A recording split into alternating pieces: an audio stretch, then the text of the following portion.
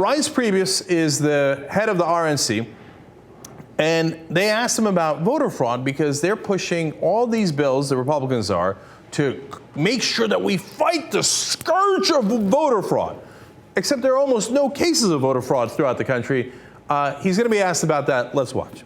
Last night, Republicans in the House voted to dismantle the Election Assistance Commission, the sole purpose of which is to make sure states meet voting standards that prevent fraud.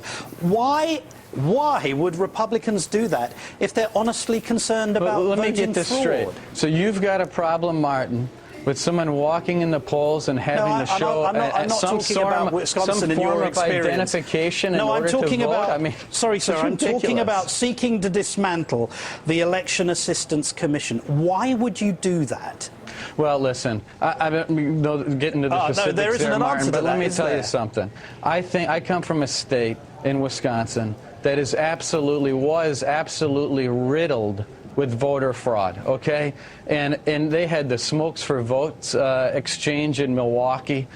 This is something that has nothing to do with constitutional rights of the people who are committing the fraud. It has to do with the constitutional rights of people under our Constitution, that one person gets one vote, not 2 or 3 or 4 or 5, by not having reasonable voting standards in this country to make sure that fraud doesn't occur. All right, so first of all, Martin Bashir asked him a great question. He's like, if you care about voter fraud, why are you dismantling the Election Assistance Commission, which would track that? And the reason is they don't care about voter fraud. They're like, just save money wherever, and perhaps if there are unfair elections, maybe that's not even such a bad thing. They don't care about that issue. But then he pretends, oh, in Wisconsin, it was riddled with voter fraud. Now you want to know the real numbers?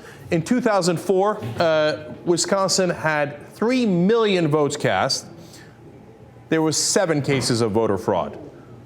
And that was all by former convicted felons who thought that they could vote when in reality they couldn't vote. Wow, a scourge, an epidemic. You know what that is? That's 0.0002% of the electorate. That was the voter fraud that had riddled the state of Wisconsin.